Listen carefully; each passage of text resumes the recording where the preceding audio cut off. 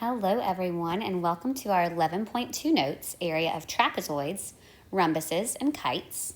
The plural of rhombus, sometimes people will say rhombi. And so we're going to look at the formulas for the area of these shapes. So remember, we've learned about trapezoids before. A trapezoid is a four-sided figure, and that four-sided figure has one set of parallel lines, just one. Okay, and we call those the bases. So this is my B1, B2, and then we have the height is going to be the perpendicular distance between those bases. So there's my height, okay? And so the formula for the area of a trapezoid, I would draw yourself a picture just so that you have that. So one set of parallel lines, four-sided figure. The formula is going to be very similar to the area of a triangle. A trapezoid is kind of like a triangle that got its head chopped off. And so what we're going to do is it's very similar to base times height divided by 2. But in this case, there are going to be two bases. There's base 1 and there is base 2.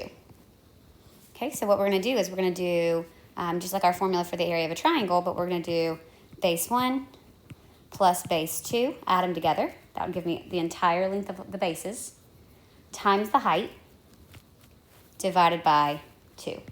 So B1 plus B2 times the height divided by 2.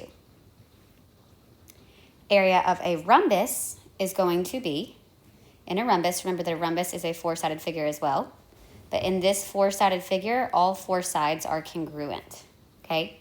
And so we have the diagonals bisect each other. So there's D1, there's D2. Those diagonals bisect each other. So 1, 2, 1, 2. 1, 2, 3, 1, 2, 3. And they're perpendicular to each other. My formula for the area of a rhombus is A equals D1 times D2, not plus, but D1 times D2 divided by 2. So in the trapezoid, it was base 1 plus base 2. This is D1 times D2 divided by 2. For a kite, the formula is the exact same. So in a kite, remember that we have a kite has diagonals that are perpendicular to each other. We have these two side lengths are the same in a kite, two pink ones, and then these two yellow ones are the same. So we have diagonal 1, which is perpendicular to diagonal 2. Diagonal 1 bisects diagonal 2, and my formula is going to be D1 times D2 divided by 2. D1 times D2 divided by 2. So for a kite and a rhombus, the formulas are going to be the same. Okay? All right, so let's do, it says solve for the indicated values, round to the nearest tenth if necessary. So if we have to round, that is what we will do. Okay, so this is a trapezoid, it tells us. So here's my parallel sides. Here is my right angle I look for the height, the perpendicular distance between the bases. And so I'm going to do base 1 is 16 plus base 2 is 9 times my height of 10 divided by 2. When we type this in, we're going to do 16 plus 9. 16 plus 9 gives me 25. And remember that if you're going to do that all at once, you need to put it in parentheses. 16 plus 9 times 10 divided by 2. So that's going to give me 125 feet squared of area for this trapezoid. For the next trapezoid, here is my base 1, here is my base 2, here is the perpendicular distance between the bases called the height. And so what I'm going to do is I'm going to do area equals 9 plus 22 times my height. My height is 7.5 divided by 2. So 9 plus 22 is 31 times 7.5 divided by 2. It's exactly equal to 116.25, but they did say to round to the nearest tenth if necessary, so I'm going to show that it's rounded by saying 116.3 meters squared if it's rounded. If it was exact, it'd be 116.25. All right, our next trapezoid, this is not a fabulous picture, so if you can't read the numbers, I can help you. Here are my bases. Here is my height, there we go, vertical distance between the bases. And so this is going to be area equals 7.2 meters is all the way across plus 13.4 meters is all the way across times my height divided by 2. My height in this case is 10.6 meters.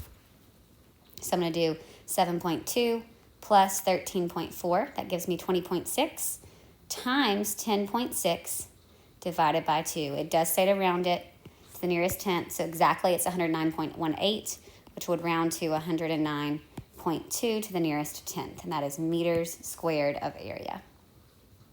So those are just 3 pictures of trapezoids that have your bases and have the heights that you need. Now, on number 4, I've given you a few more trapezoids to practice when they might not give you everything you need. So like on this one, I have both of my bases, so there's nothing new to that. I'll go area equals 8 plus 18. But when I go to find my height, I don't immediately have it. I need to find my height, okay? And so we have everything in the formula we need except for the height. So let's go find the height. The first thing I notice is this right angle right here. This is a right triangle.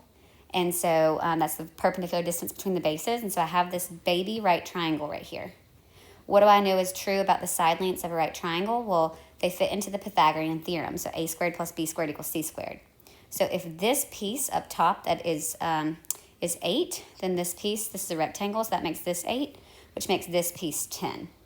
So to find h, I'm going to do h squared plus 10 squared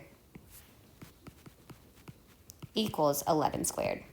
And so I can type in 11 squared minus 10 squared, which is going to be the square root of 21. So h is going to be equal to the square root of 21. Okay? And so my h I get to replace with the square root of 21. Okay, so let's type that in. I'm going to do 8 plus 18 first. And of course we get 26 times the square root of 21 divided by 2. We are going to have to round this. This is going to round to, let's see, 59.6 inches squared of area. Now we can find our perimeter because if this is the square root of 21, this same thing is going to be the square root of 21 as well. So when I find my perimeter, I'm going to do 8 plus 11 plus 18 plus the square root of 21. So this is, remember, perimeter is the distance around the outside of a shape. So we add all 4 of those pieces together. We don't count the square root of 21 twice because that is not one of the solid black lines I'm adding together. So 8 plus 11 plus 18 plus square root of 21. Perimeter is about 41.6 inches. The solid black lines of those trapezoid. Number 5 is another trapezoid. I have this base, which is parallel to this base, so that whole thing is going to be 10. And again, I'm missing my height. So I'm going to use Pythagorean theorem with this baby right triangle, and I'm going to say, well then, h squared plus 2 squared should be equal to 6 squared. So h is going to be equal to 6 squared minus 2 squared, the square root of that. It's going to be 36 minus 4. So it's going to be the square root of 32. So I'm going to leave that as a, I could simplify that radical, but my calculator doesn't really need me to do that because it will do that for me. So area equals base 1 is 7 plus base 2 is 10. This was 10 because I had to add these pieces together. And that's going to be times the square root of 32 divided by 2. So that's going to be 17 times the square root of 32 divided by 2. It's going to be 48.1 for my area, about, because I'm rounding it, 48.1 inches squared. All right, let's go to number 6. Number 6, let's do our perimeter first. Our perimeter is the distance around the outside. SpongeBob SquarePants says to bring it around town. So I'm going to add those 4 numbers together. I'm going to do 15 plus 15 plus 7 plus 17. So, of course, when I do that, I'm going to get a total of 7 plus 17. 54 meters is my perimeter of the shape. Now we want to find our area. So area equals, I need my bases. Which ones are my bases? The parallel ones. So there's my bases, 15 and 7. So 15 plus 7 times my height. Well, what is my height? There's the right angle. My height is this right here. So here is my height, distance, perpendicular distance between the bases. It's going to be 15, and we're going to divide that by 2. So 15 plus 7 is 22 times 15 divided by 2. That is going to give me an area of 165 meters squared of area on that trapezoid. So there's the top three examples were where you already had everything you needed. The bottom examples were a little bit more complicated, or maybe ask you to find the perimeter as well. All right, now let's look at a kite. Remember, a kite is all about the diagonals, so I like to highlight. I like to do it like this. I highlight L to N, and I always think of it like those little fancy toothpicks that have flags on them. I put a box here to remind myself to add those two things together. So what is 3 plus 3? That is going to give me 6. Then I highlight the other one. I cross 2 and I cross 5. So what is that going to give me for this box? 2 and 5 makes 7. We added those together. So now I'm just going to do D1. This is the formula. D1 times D2. Let me do that in pink. D1 times D2 divided by 2 is the area of a kite. So what was my D1? My D1 was 6. What was my D2? D2 was 7. So 6 times 7 is 42. Divided by 2 gives me an area of 21 meters squared for the fabric portion of this kite. Let's do another kite since this one's right here as well. So again, I do the thing where I give myself a little fancy flag. Say, hey, there's the whole diagonal. There's the whole diagonal. Okay, so what is the blue diagonal? That's going to be 10 plus 6. That makes 16. And then it tells me that this piece is 6. Well, we know that since this is a kite, this piece is going to be 6 as well. So that makes this one 12. And so it's going to be area equals 12 times 16 divided by 2. So diagonal 1 times diagonal 2. So 12 times 16 is 192 divided by 2 gives me an area of 90. Ooh, that's not blue. That's going to bother me. 96 feet squared of area on this kite. So that's how much fabric you would need to cover that kite.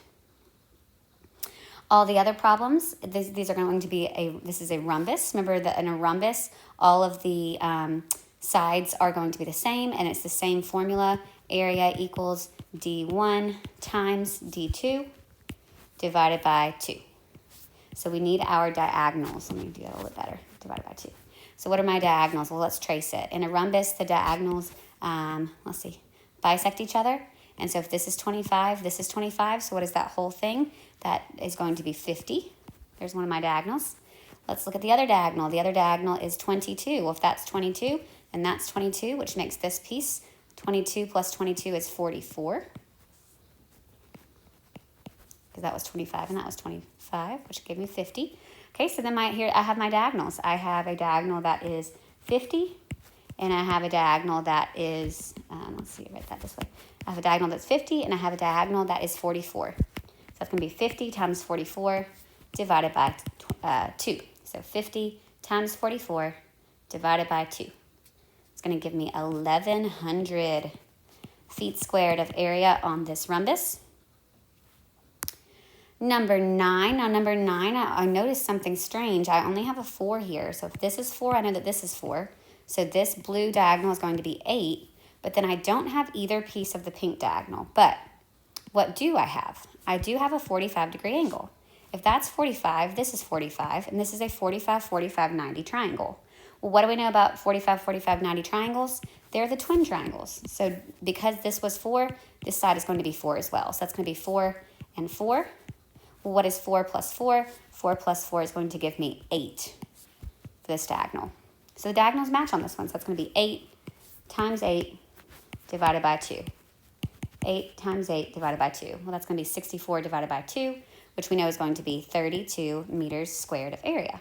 So because this was a 45, 45, 90 triangle, I was able to know that its legs were going to be congruent to each other. So 4, 4, 4, and 4, all the small pieces of that rhombus.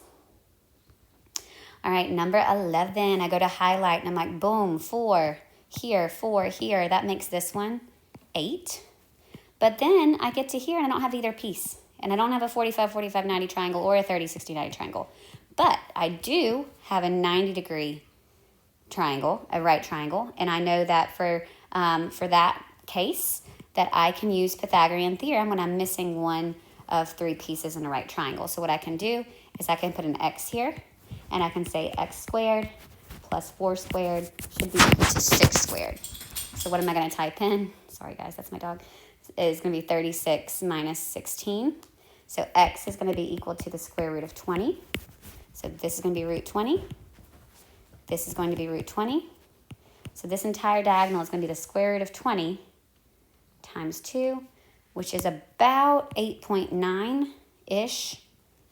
So I'm going to go ahead and leave that in my calculator and multiply it by, so it's 8.9-ish. And then times 8 divided by 2. So there's my area. So I'm just going to leave it in and round at the very, very end. So that times 8 divided by 2 is going to give me about 35.8 meters squared for the area of this rhombus. To find the perimeter, I know that every side length is going to be 6. Let me do that in a different color. So this is going to be 6. This is going to be 6. This is going to be 6. So what is the perimeter going to be? 6 times 4 is going to give me a perimeter of 24 meters, since it's a rhombus. So let's do that same thing to start with on number 12.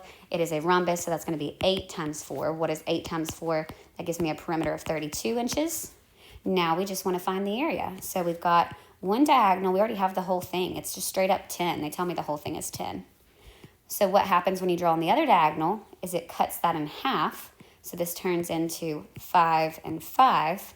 We have our right angle here. But I don't know either of the pink pieces.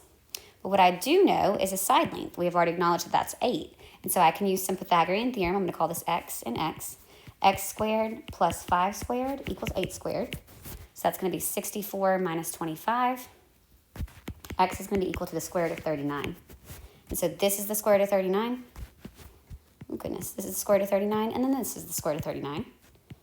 So when I add those together, so square root of 39 times 2 is going to give me about 12.5-ish. It's like 12.489. I'm going to go ahead and leave that in my calculator. That's going to be 12.5-ish times the other diagonal, which is 10, divided by 2 to find this area. So that times 10 divided by 2 is going to give me about 62.4 inches squared of area on this rhombus.